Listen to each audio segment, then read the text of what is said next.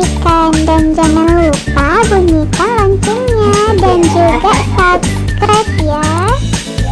Ting, ting, ting. Allahumma zidna ilma wa alhiqna bisalihin wa qina fiddin wa ta'ala amin ya rabbal alamin. Dan tersebut di dalam majmu' bayan pada Shadiq radhiyallahu anhu, yang masuk Rasulullah sallallahu alaihi wasallam pada suatu hari atas Siti Fatimah radhiyallahu anha, dan atasnya kain daripada telah baik.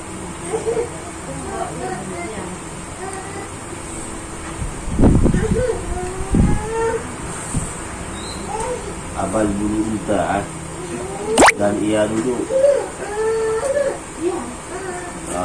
yang si syahid dia, dan menyusu akan anaknya, maka keluar air mata Rasulullah. Tatkala melihat akan dia, maka sabdanya, "Hai anakku, segera olehmu akan pahit dunia dengan manisan akhirat." Riwayat daripada Abi Hurairah radhiyallahu anhu. Kata ia, masuk ia Rasulullah sallallahu alaihi wasallam pada suatu hari atas anaknya Siti Fatimah Az-Zahra radhiyallahu anha. Maka mendapat ia akan dia duduk mengisi syair atas kebesarannya, padahal ia menangis. Maka sabda baginya oleh Rasulullah sallallahu alaihi wasallam, "Apa yang menangis akan dikau, hai Fatimah?" Tiada menangis akan dikau, Allah akan mada. Maka berkata ia, "Hai bapakku, menangis akan daku oleh batu pengisaran dan pekerjaan rumah." Maka duduk Nabi sallallahu alaihi wasallam di sisi.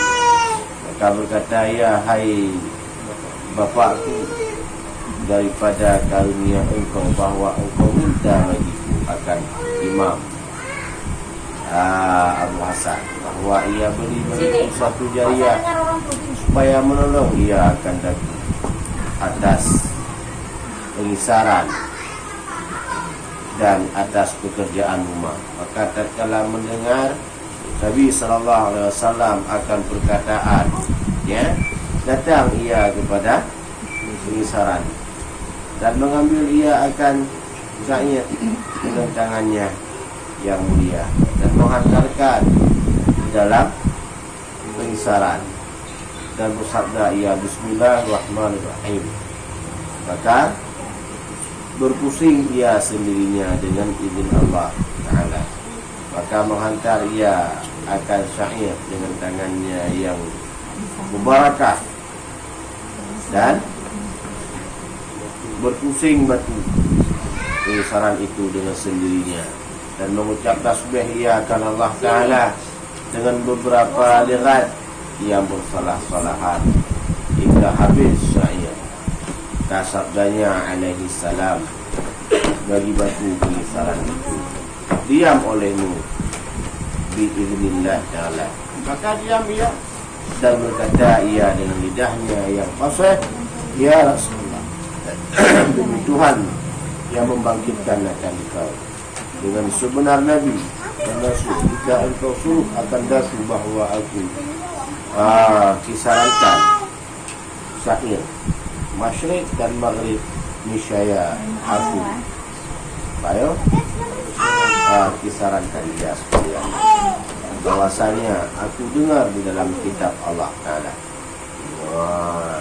Jadi tersebut dalam majmu' bayan bahwa Nabi SAW pernah mendatangkan suatu hari kepada rumah anaknya yaitu Siti Fatimah Az-Zahra radhiyallahu anha. Manakala datang Rasulullah mengadu Siti Fatimah, ya ayahanda, mintakan kepada pengesaran untuk memberikan suatu jariah kepadaku. Mohon diminta sama ayahnya Siti Fatimah untuk mencari seorang pembantu. Ya, kalau bahasa sekarang katanya terlalu berat ya Allah, terlalu berat ya ayah. Pekerjaan rumahku terlalu berat untuk aku sendiri mengerjakan pekerjaan itu. Ya Rasulullah sallallahu alaihi wasallam mengambil kaca air. Syair bukan nyanyian, maka kanan. Rasanya apa? Syair gandum. Tepung. Diambilkan itu makanan, kemudian letakkan makanan tersebut di atas batu tanpa harus digiling oleh Rasulullah. Batu tersebut menggilingkan sendiri akan makanannya. Nabi hanya mengucap Bismillahirrahmanirrahim, maka berpusing sendiri ya dengan izin Allah dan menghantar ia akan syair dengan tangannya yang berbarakah, dan berpusing batu pengisaran itu dengan sendirinya, dan mengucap tasbih ia dengan lidahnya yang fasih. Akan berlakulah itu seperti sekian rupanya.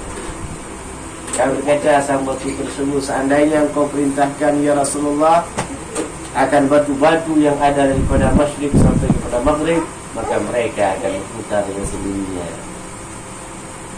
Maka kata pernah berkata didengar ia dalam kitab ya Allah, ya ayyuhalladzina amanu wa anfusakum wa ahlikum nara wa quduhan nas wal hijarah. Mereka itu yang beriman, mereka itu dihara oleh kamu dan ahli kamu akan neraka.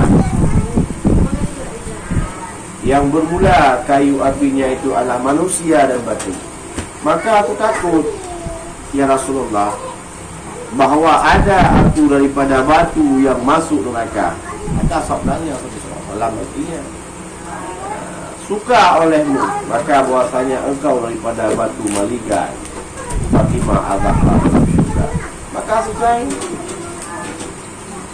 Batu tersebut pernah mendengar daripadanya dan daripada suatu firman dalam kitabnya Allah yang bunyinya ya ayyuhalladzina amanu qu anfusakum wa ahlikum nara wa quduhan nasu wal hijarah. Itu pernah didengar oleh batu dan dikatakan hal tersebut kepada Rasulullah. Hai mereka itu yang beriman, mereka itu dilara olehmu akan kamu dan ahli kamu akan neraka. Bermula kayu api neraka itu adalah manusia dan batu. Ya Rasulullah, aku takut bahwa aku pernah mendengarkan dalam suatu ayat daripada ya ayyuhalladzina amanu qu anfusakum wa ahlikum nara wa quduhan nas wal hijarah, bahwasanya mereka disuruh peliharakan oleh Allah Ta'ala ibadahnya api neraka dan ahlinya. Maka bahwasanya api neraka, kayu api neraka itu adalah terdiri daripada manusia dan batu. Maka batu tersebut takut, apakah aku golongan daripada makanan api neraka ataukah aku batu yang masuk neraka? Maka sabda Nabi SAW, baginya sukakan olehmu, maka bahwasanya engkau daripada batu mahligai Fatimah Az-Zahra dalam surga. Kamu batu masuk, kamu adalah merupakan batu mahligai Fatimah dalam surga. Bukan kamu yang dimaksud dengan batu golongan batu-batu yang akan menjadikan batu api neraka. Sukakan.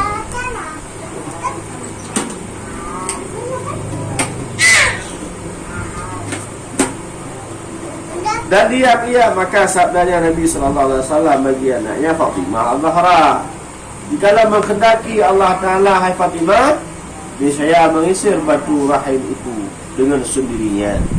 Fatimah takut apabila Allah Ta'ala mengizinkan, batu itu akan berputar dengan sendirinya tanpa ada harus yang memutarnya. Dan tapi menghendaki Allah Ta'ala bahawa disuruh bagi engkau kebajikan, dan mengkafarah ia engkau akan kejahatan. Fatimah, Allah Ta'ala memerintahkan engkau itu berbuat kebajikan, supaya kebajikan itu akan menutupi kejahatanmu, dan mengangkat ia bagi engkau atas beberapa derajat. Hai Fatimah, barang yang mana perempuan yang mengisar ia bagi suaminya dan anaknya, melainkan di surat Allah Ta'ala baginya dengan tiap-tiap biji gandum itu akan kebajikan, dan dihapuskan daripadanya akan kejahatan. Kata Nabi Rasul, dan mengangkat ia akan engkau hai beberapa derajat. Fatimah, barang mana perempuan yang mengisari ia bagi suaminya dan anaknya, di surat Allah Ta'ala baginya dengan tiap-tiap biji gandum itu akan kebajikan. Siapa yang melakukan kebajikan terhadap anak istrinya, anak suaminya, adapun siapa yang melakukan kebaikan terhadap suaminya dan anaknya, maka Allah Ta'ala akan mengangkatkan derajatnya itu, dan disurat baginya kebajikan dengan tiap-tiap biji gandum akan kebajikannya. Artinya, kalau bahasa lain kita memasak untuk suami dan anak, masak, giling bumbu, giling bumbu untuk anak, untuk isteri, untuk masak. Maka tiap-tiap gilingan tersebut akan dihitung kebajikan. Tiap-tiap yang digiling, kalau di sini disebahkan dengan gandum, karena dengan alat roti, karena lebih gandum, giling roti, giling gandum untuk jadi tepung. Dari tepung baru dibuat kepada roti. Maka tiap-tiap tepung yang digiling itu, gandum yang digiling itu dihitungkan kebajikan untuk dirinya. Maka istri-istri yang suka beli umpama di pajak, nggak dapat itu, nggak dapat kebaikan seperti ini. Pakai mesin kurang sedikit, karena udah pakai mesin. Ini mulai juga yang minta mati-mati sempi dulu.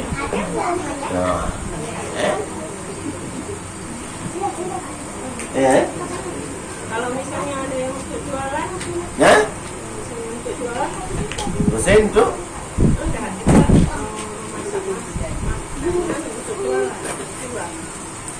dapat duit, dapat jualan.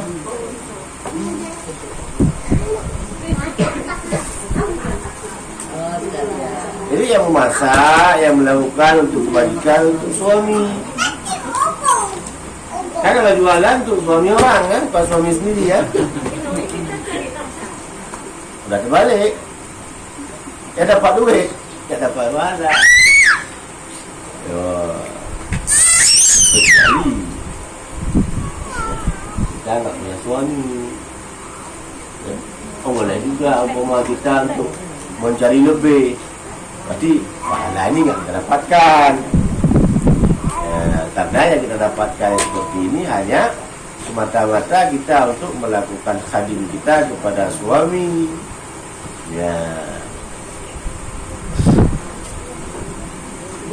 Paham Walau nantinya uang yang kita dapatkan kita kasih juga untuk suami.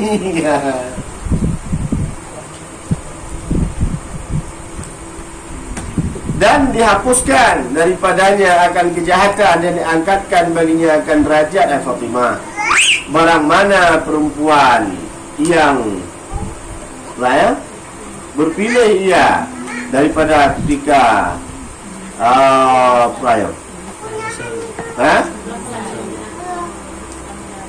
mengisari ia bagi suaminya, melainkan dijadikan Allah Ta'ala antaranya dan antara neraka 7 kota. Dan riwayat daripada Abi Abdullah radhiyallahu anhu katanya, memadalah dengan laki-laki itu hinanya, bahawa memakai ia akan pakaian yang masyhur ia atau menanggung ia akan binatang yang masyhur. Kata Abdullah,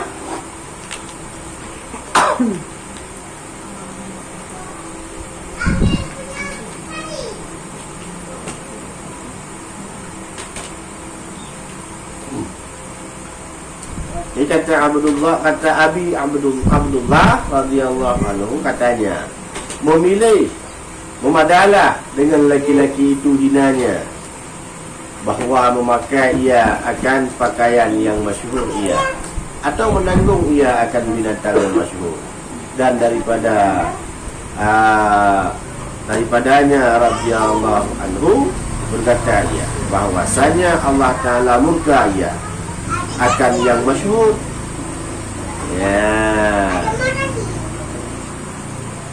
Kata Abi Abdullah radhiyallahu anhu, katanya, memadalah dengan laki-laki itu hinanya, memakai ia akan pakaian yang masyhur, dan menanggung ia akan binatang yang masyhur.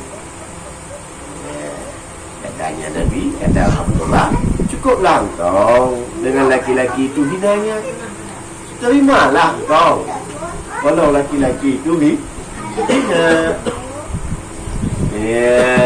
Umpama mendapat pada pandangan manusia laki-laki itu hina, ada bahawa maka ia akan pakaian yang masyhur, atau menanggung ia akan binatang yang masyhur. Kurang suka agama kepada yang masyhur. Dia berpakaian masyhur. Arti masyhur bukan berpakaian yang bagus, pakaian mewah, pakaian megah. Dan katanya daripada radhiyallahu anhu, dan daripadanya Abdullah, Abi Abdullah radhiyallahu anhu berkata, ya, bahwasanya Allah Ta'ala murka ia akan yang masyhur. Dan kata orang masuk Ibad bin Kashir Basari atas Abi Abdullah dengan kain kemegahan. Maka berkata, ya Ibad, apa ini kain? Maka katanya, hai Abi Abdullah, aib atasku ini kain, katanya. Bahkan dalam sabda Rasulullah SAW, barang siapa memakai kain yang masyhur, kemegahan pada dunia,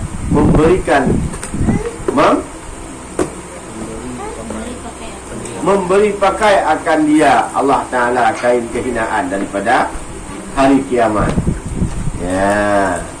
Daripada suatu ketika masuk daripada Ibad bin Kashir Basari atas Abi Abdullah, datang Ibad Kashir Basari kepada Abi Abdullah dengan pakaian yang megah, dengan pakaian yang masyhur. Maka berkata, ya Abi Abdullah, hai Ibad, apa ini? Pakaian yang masyhur, pakaian mewah. Katanya.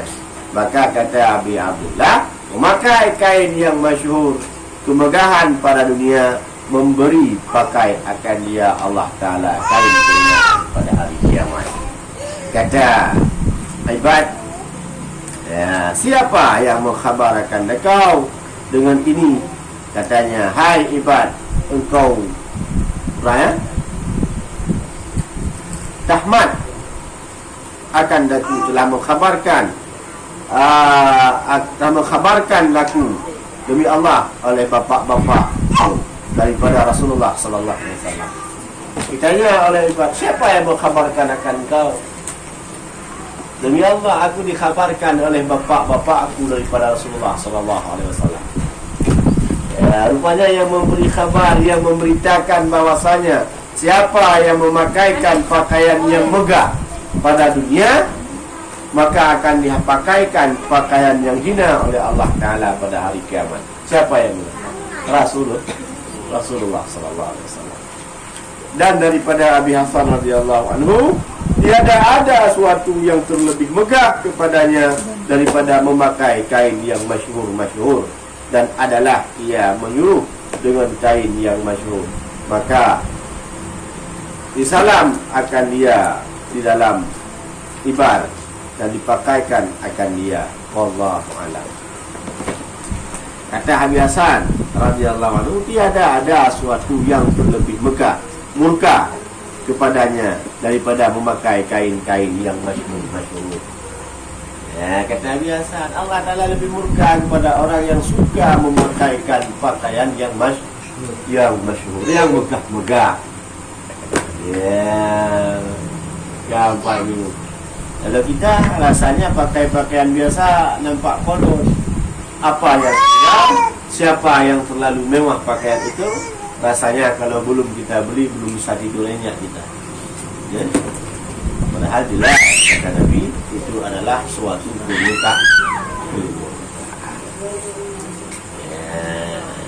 Macam kita bilang, umpama kita seorang anak kuliahan, umpama belum sempat memakai pakaian wisuda, rasa-rasanya nggak pernah kuliah. Kalau misalkan kuliah umpamanya nggak ikut semester tidak masalah, yang penting pakaian wisuda dapat pakai. Ya. Tapi agama melarang kita memakai pakaian yang makna di sini pakaian masyhur, pakaian mewah. Jangan sampai satu pakaian kita satu rumah orang. Ya. Satu jelok lagi dia. Pakai sandal. Orang pakai sandal jepit harga 10,000. Kita pakai sandal jepit harga 10 juta.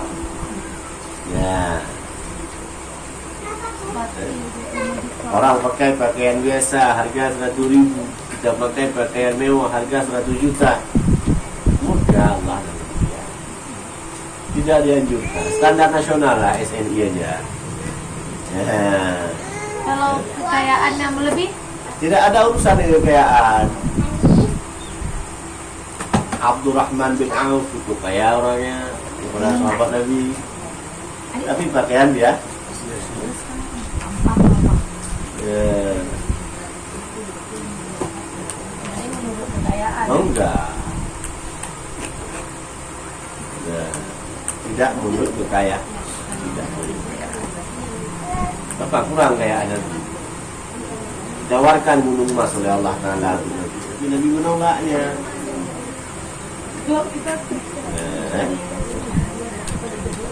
Tapi kita anehnya tiap-tiap kita pergi ke tempat keramaian selalu memakai pakaian yang mewah.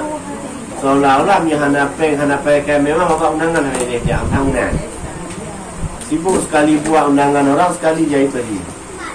Dan yang pakai ngelakau ya, orang-orang hana dia cok tadi. Alehna harus tanya ini oleh hana. nasi draw. Lagi undangan lagi aja. Seragam dah. Merah.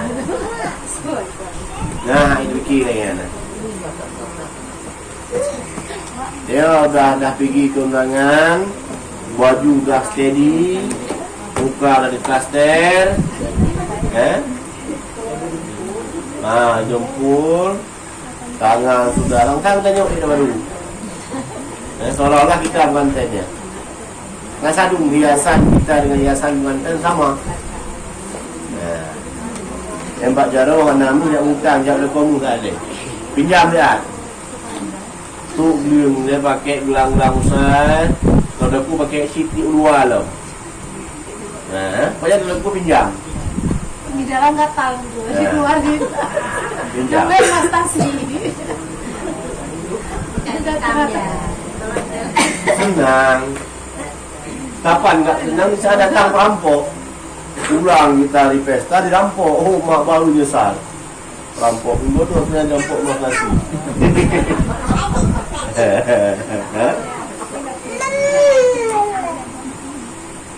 Ya benar. Dah. Faham kira-kira Al-Babu Salisu wa Talasuna fi Fadlatil Satu. Mula bab yang ke-33 pada menyatakan kelebihan dia. Yang berjudul dulu habau. Nak faedah lu apa ni? Dan dia abah lagi abah pola. Dah mulai abah pola atau campur. Muara abah. Mulut muara mungkin Apa? Ketahui olehmu bahwasanya manusia itu ada kalanya berkata-kata dan ada kalanya diam. Maka jika berkata-kata ada kalanya dengan kebajikan, maka iaitu laba. Atau dengan kejahatan, maka iaitu kerugian. Dan jika diam, maka ada kalanya dengan kejahatan, maka iaitu laba. Dan ada kalanya dengan kebajikan, maka iaitu kerugian. Maka bagi seorang pada perkataannya dan diamnya dua labanya, sayugianya, halalkan keduanya, dan dua kerugian, sayugianya melepaskan daripada keduanya. Ketahui olehmu bahasanya manusia itu ada kalanya berkata-kata, ada kalanya diam. Maka jika berkata-kata ada kalanya dengan kebajikan, maka ia itu laba, untung. Kalau manusia itu berkata-kata dengan kebajikan, maka sungguh dia beruntung. Bila manusia tersebut berkata-kata ia dengan kejahatan, maka sungguh kerugian. Mana dikatakan kebajikan, mana dikata dengan kerugian daripada kejahatan. Berkata suatu perkataan yang memberi faedah, yang membawa manusia yang lain kepada takut akan Allah, maka itu kebajikan. Bila berkata sesuatu seorang akan seseorang, tidak membawa takut dia kepada Allah, bahkan lalai ia dengan perkataan tersebut sehingga lupa kepada Allah, maka kata-kata tersebut merupakan kerugian.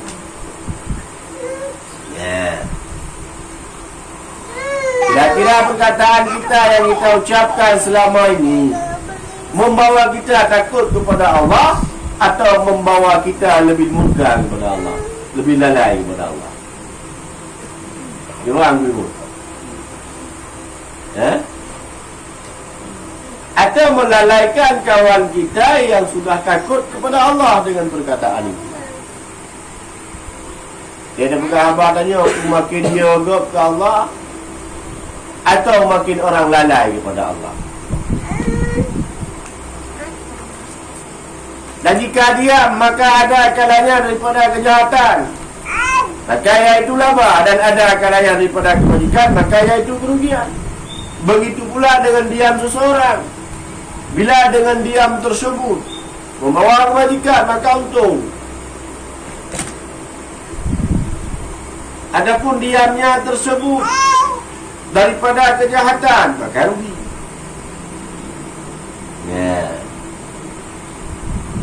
Orang datang berbuat maksiat di depan kita, sedangkan kita sanggup menegahkan daripada kemaksiatan, tapi kita diam, rugi.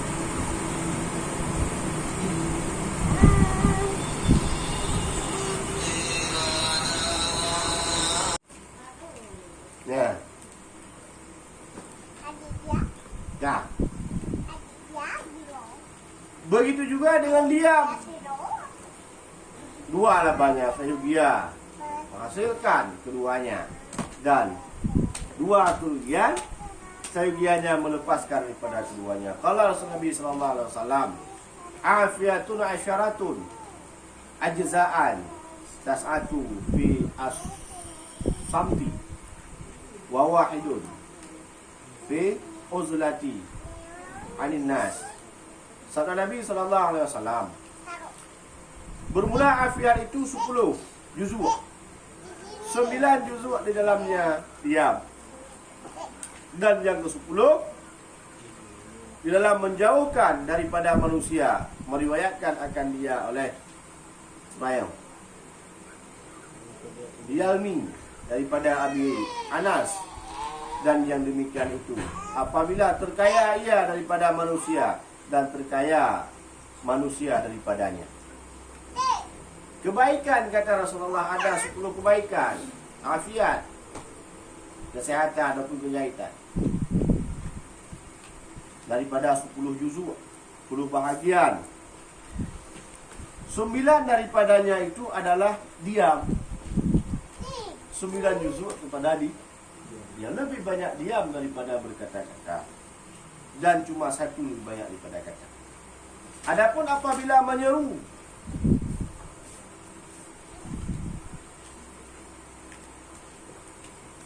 syar'i akan bercampur, akan dia kepada bercampur dengan mereka karena belajar atau mengajar atau umpamanya daripada pekerjaan agama, maka tiada kebajikan pada menjauhkan daripada mereka. Apabila menyeru syar'i dipanggil oleh agama, akan bercampur dengan mereka, berkumpul dengan mereka karena belajar atau mengajar umpamanya daripada pekerjaan agama, maka tiada kebajikan pada menjauh daripada mereka. Ya. Paman dipanggil untuk agama, datang untuk belajar ilmu agama atau mengajar. Tidak kita datang, maka tiada kebaikan. Jadi dipanggil oleh agama untuk belajar ilmu agama atau mengajar ilmu agama, datang. Ya. Dia kata balik. Kalau dipanggil pada yang lain kita datang, dipanggil untuk belajar kita jauh. Nah, yang mana enggak? Ya. Ini contoh, dipanggil untuk perayaan olahraga, datang enggak? Mana ni? Tenang. Tak ada kan dia? Datang. Ada undian. Hah? Ada undiannya. Berarti kita di sini banyak bawa undian ya? Orang datang ada hadiah. Sebenarnya undian di sini cukup banyak. Ada hadiah. Ada hadiahnya. Bahkan itu dikasih oleh seseorang, ini dikasih oleh dikasih oleh Allah. Ya. Amin. Alasan bermacam. Dengan sebab kesehatan boleh. Kalau misalkan nyata sehatnya, boleh. Tapi kalau tak nyata, yang dibolehkan. Kawan. Ya, boleh. Jadi, apabila dipanggil agama datang, supaya mendapatkan kebaikan agama. Ya.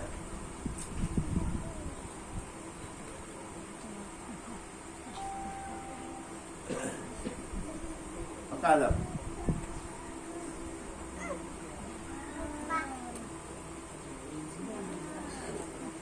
Dan daripada Ibnu Abbas, dan yang demikian itu apabila terkaya ia daripada manusia, maka terkaya manusia daripadanya. Apabila manusia tersebut terkaya ia daripada manusia, lebih. Maka mengajar. Apabila ia kurang, maka belah. Ya, itu jatuh. Adapun apabila menyeru syar'i akan dia kepada bercampur dengan mereka karena belajar atau mengajar atau umpamanya daripada pekerjaan agama, maka tiada kebajikan pada menjauh daripada mereka. Ya, kata Munawi, sayudianya bagi yang berakal memilih ia akan afiat. Maka barang siapa yang lemah daripada azilah dan berhajat kepada bercampur dengan manusia karena menuntut kehidupan, hendaklah ia melazimkan diam, yakni daripada yang tiada sayudianya. Ya. Seandainya disuruh pilih oleh syar'i antara bergabung dengan manusia untuk belajar, maka datang.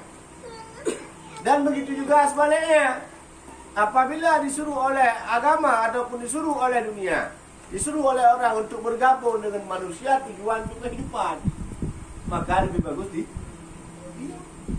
apa ya? Ya.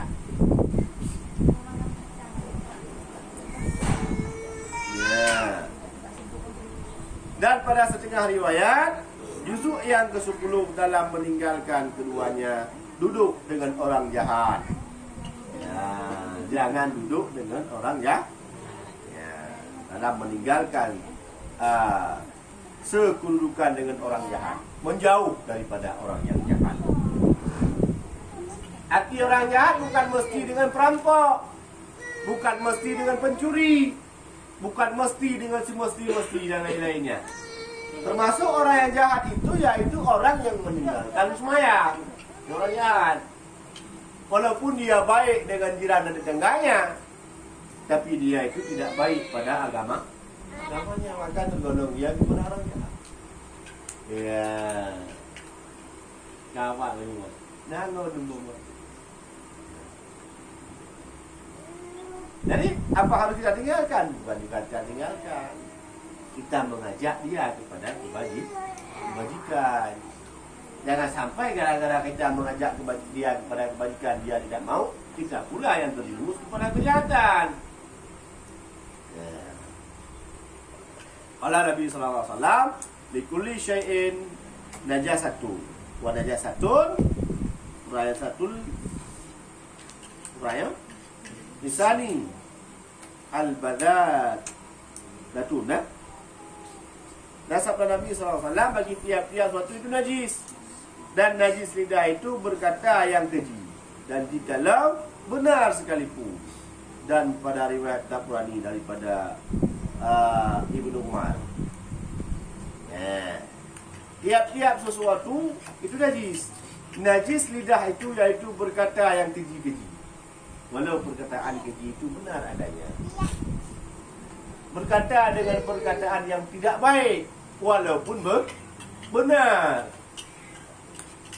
Ya, walaupun perkataan yang kita kata itu benar, yang dia umpat, yang kita umpat itu benar yang dilakukan. Pulan-pulan, si pulan berbuat yang demikian, umpama suatu kejelekan, dia itu mencuri, dia itu, kita mengubarkan umpama salah satu daripada aib orang lain, tapi benar yang kita kata itu aib dia, tapi benar itu aib. Ada dia lakukan yang sedemikian itu. Ya. Itu juga dikatakan dengan aib, perkataan yang keji. Ya, titik tidak ada yang mau dipertanyakan, boleh dipertanyakan kembali.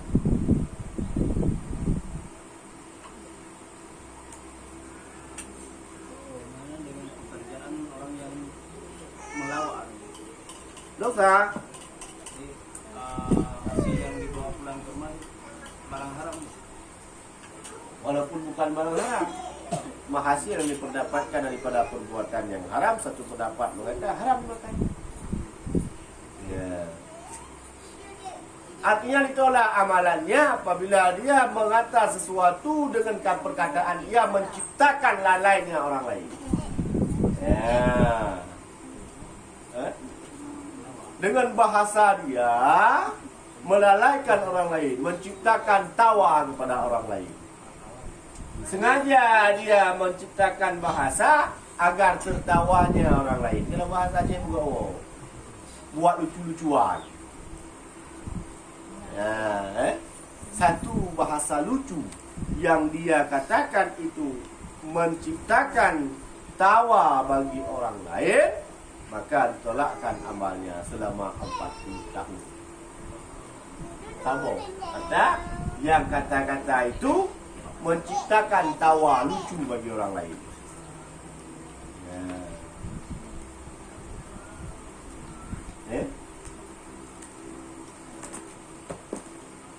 Yang dia harus sadar bahwa katanya dikatakan itu orang lain sekitar yang betul bahwa dia bukan itu. Ibu tanya serius, tapi tanya dengar gitu. Oh, masalah kita yang dengar. Kadang kita gara-gara fanatik kita kepada dia, apa yang dia kata lucu. Kadang dia urung benar kalau gewe urung ini. Begah apa alam? Kita tengok orangnya saja mungkin sudah lucu, belum dia ngomong. Ya. Ini bahasa yang menciptakan lucu yang dia tahu oleh orang yang berkata. Kita yang melihat belum tentu kita memastikan yang dia kata, walau bagi kita itu lucu. Walaupun ceramah. Walau ceramah. Atas nama menciptakan bahasa dengan bahasa itu melalaikan orang lain, kita ciptakan bahasanya. Dari kita lucu-lucuan itu. Nah, kita pikir kayak mana caranya supaya perkataan kita menjadi tertawa orang lain. 40 tahun belakang orang. Ceramah bawa Al-Quran gini nggak ada yang dengar. Nah? Ceramah mulai bawa Al-Quran berarti bawa kitab. Teman ngaji aja. Jadi kan ceramah sekarang. Sedangkan kita untuk buat ceramah, buat dakwah untuk apa? Tausiah. Untuk apa kita buat dakwah? Tujuan kita buat dakwah kan untuk mensyiarkan agama, bukan mensyiarkan komedi.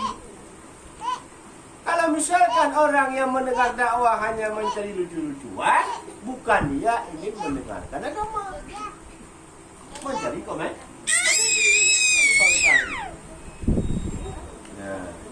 Kecuali kalau orang ngerti ini, contoh kayak mulik-mulik tengku mana? Tengku sana kalah. Nggak ada lucuan. Pendukungnya. Tengku mana? Ini coba panggil. Aku pasti kalah. Aku tak keluar game. Karena tujuan dibuat dakwahnya itu untuk mensyiarkan agama. Tujuan buat dakwah maulid untuk mengenang, menceritakan mengenai dengan masalah cerita Nabi. Daripada cerita Nabi dipetikkan bagaimana perjuangan Nabi dalam menjalankan agama. Supaya kita tidak melupakan Nabi, tidak melupakan agama. Segitu pahitnya perjuangan Nabi, masa kita mudah-mudah melupakannya? Kita kan belum ada perjuangan sehebat kita, sehebat kami yang mengajar agama ini kepada jamaah sekalian, belum pernah diludahi oleh orang lain, belum pernah dilempar kotoran oleh orang lain. Tapi Nabi sudah pernah dalam menjalankan agama, bahkan di depan rumahnya. Tapi kita mudah-mudah melupakan syariat Nabi. Kan cukup ulah-ulah mudah. Anak tidak mungkin, rasanya bukan suatu beban yang berat, bukan suatu hal yang berat bagi kita untuk melupakan perbuatan Nabi dan meninggalkan agama. Anak berat tak seolah-olah. Padahal Nabi mempertaruhkan nyawanya sendiri, Nabi pertaruhkan demi kita. Tapi kita lupa. Tidak mau kita untuk mengikut jejak daripada Nabi. Bahkan mengikuti agama Nabi saja berat. Anak ingat ini. Tapi Nabi memikirkan kepada kita. Dari awal perjuangan Nabi, awal daripada berjalannya agama yang dibawakan oleh Nabi, Nabi telah memikirkan kepada kita. Untuk kapan? Untuk di hari kiamat, bukan ke masa hidup. Untuk hari kiamat Nabi memikirkan kita. Mulai daripada perjuangan sampai hari kiamat. Kita dalam kehidupan sendiri saja tidak fikir kepada Nabi. Nabi mulai daripada wafat, mulai daripada hidupnya memikirkan kepada kita umatnya. Sampai mati, sampai wafat Nabi masih menyebutkan nama daripada umatnya. Kenapa Nabi enggak sebutkan Fatimah? Anak kesayangannya. Kenapa Nabi enggak sebutkan Aisyah? Kenapa Nabi enggak sebutkan Sayyidina Hasan, Sayyidina Husain? Tapi Nabi sebutkan ummati. Tak kala Nabi wafat. Begitu juga tak kala bangkit Nabi. Begitu dipakaikan pakaian oleh malaikat, langsung ditanyakan, di mana umatku? Di saat apa? Umatku ditanya. Bukan istriku, bukan anakku, bukan yang lain. Tapi umat. Kita jangankan yang lain, bersalawat kepada Nabi malas. Bahkan ada yang mengatakan, itu apa salawat kepada Nabi? Dia kan sudah jaminkan surga. Salawat kepada Nabi, bandingannya istilah contoh yang paling sepele, ibarat kita melempar bola kepada din. Ambil bola kita lempar kepada musuh, kita lempar kepada musuh. Kemana balik bola itu? Ke kiri. Semakin kencang kita melemparnya, maka semakin kuat. Artinya semakin banyak kita berselawat kepada Nabi, semakin banyak balik pahala kepada kita.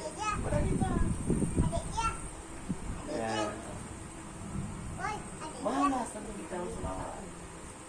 Apa kita berselawat kepada Nabi?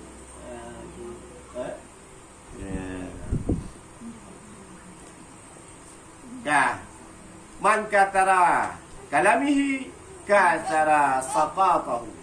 Barang siapa banyak berkata-kata, maka banyaknya tersalahnya. Orang banyak berkata-kata, maka banyak tersalah. Semakin banyak kita berkata-kata, semakin banyak tersalah daripada perkataan. Maka tak baik banyak kata-kata. Pertama musyawarah, duduk bagus cerita. Masalah kah?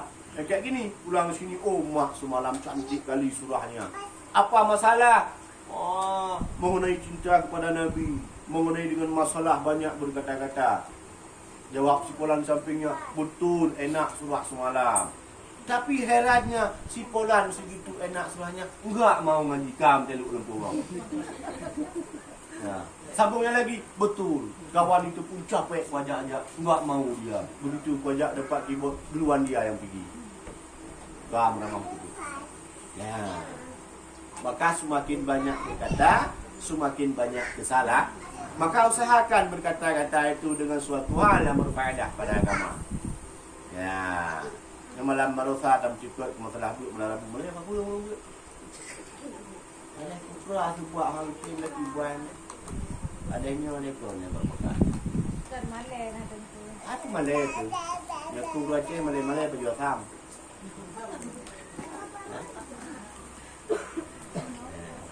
Kenapa mesti malu? Malu dah besar kayak gini, belum bisa. Malu sama manusia hanya sehari dua hari. Malu di hadapan Allah. Ini malu mak cakap. Dibaca tadi mama. Usalli farda duhri. Hanya biasa. Ya? Artinya apa? Salah bacaan. Kesalahan kita disaksikan hanya 50 orang. Tapi di hari akhirat itu akan dipersaksikan mulai daripada umat Nabi Allah Adam sampai kepada umat Muhammad. Berapa banyak? Wah, nama lain ni. Ada kemaluan? Ada malu? Hah? Lebih malu. Triliunan manusia menghadap ke muka kita menyaksikan duhri kita. Mulai daripada situ. Tapi jangan satu-satu. Nah? Rame-rame dulu, Fatihah dulu. Ada orang surga orang belum. Masuk surga tu sah. Hisab satu-satu, dalam kubur satu-satu. Ataupun satu orang yang untuk contohnya. Wah, kita buat nanti. Tengku contoh. Gini kita buat. Ini istilahnya orang belajar dihitungkan kan ke anak-anak. Nah, betul juga. Cuma kalau maghrib anak-anak tahun 2000-an ke atas, anak-anak yang habis insya anak-anak tahun 50-an. Nah, artinya apa? Anak-anak. Artinya orang belajar dihitungkan kepada anak-anak. Maka diperlakukan seperti anak-anak. Yang hanjit aku dalam sini tu. Buat anaknya maghrib dong. Bahasa Quran semua. Habis insya setengah 9. Ya ulang tak boleh. Nah, perempuan laki-laki nggak dapat. Khusus pada wanita-wanita dan perempuan-perempuan. Nah. Walaupun cuma 3 orang berjalan gitu ya. 3 orang nggak berjalan. Tiga orang nggak berjalan.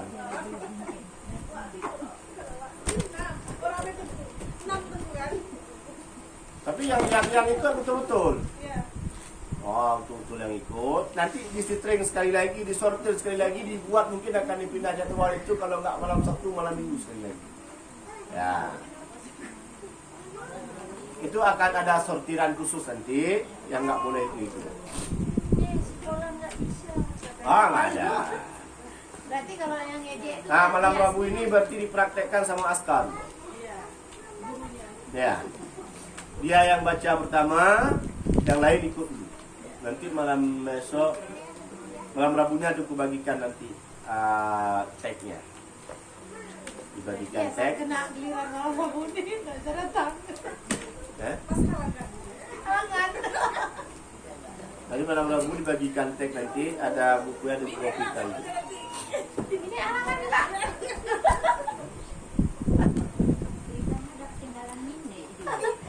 Minyak dulu sampai. Minyak. Coba dulu di tengah. Kenapa?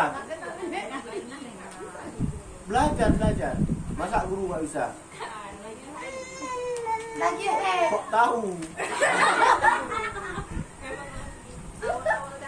itu aja udah rajin. Ini belum dapat kan? Udah. Nah, udah Dani pun katanya. Ini Dani nih. Dia juga katanya. Ada nanti satu orang kita seliputkan. Oh enggak, kita ambil anak murid 2 orang. Enggak, dan mama asam urat nggak bisa ini. Kita ambil anak murid 2 orang.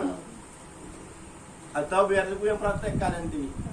Tapi sekali gerak ya berlaku tarif lah kalau untuk praktek. Karena tugas tungku mengajar bukan praktek. Kayak dokter juga. Kalau rumah sakit free, kalau udah buka praktek bayar. Nah, jadi biar nggak bayar praktek lo sendiri. Atau untuk pertama kita bacakan rame-rame boleh. Kita bacakan rame-rame tata cara melakukan sholat fardu, membacanya, dan tata cara melakukan sholat jenazah dan membacanya. Jadi nanti kalau misalkan lidah sudah terbiasa, baru kita satu persatu.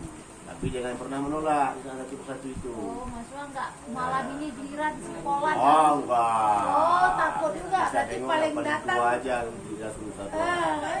Kirain saat dalam malam tuh si Polan harus. Oh, kalau kayak gitu datang juga tahap pertama Hah? kedua.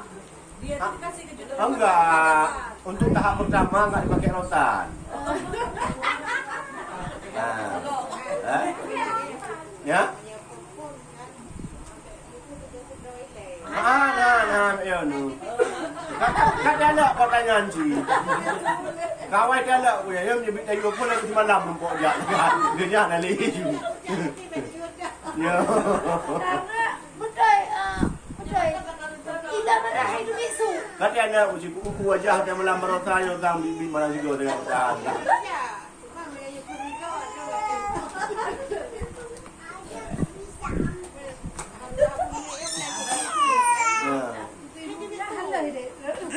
Anak pun dukun nak kunjirau, tapi akan kenang kunjirau.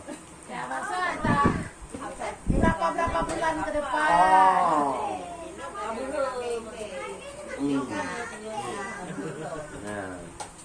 Ya, tak bukan aku bismillah hidupin. Kan aku pakai topeng tu. Langsung kalau orang-orang yang lagi bilang.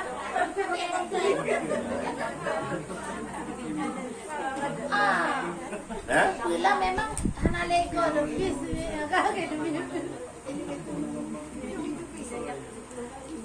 Ayo dah bukan hana ego. Iyi muri. Kau nak saya masalah nego hanego. Ya betul. Jut dan kunyat umpama hanego. Hanego lebih kan? Ya. Artinya kita jangan takut di saat ada yang memeriksa kesalahan kita, di saat ada praktek kita masih salah, jangan takut. Nah, karena hal tersebut akan dipertanyakan juga oleh Allah. Ya, gampang ya? Wallahu a'lam bishawab.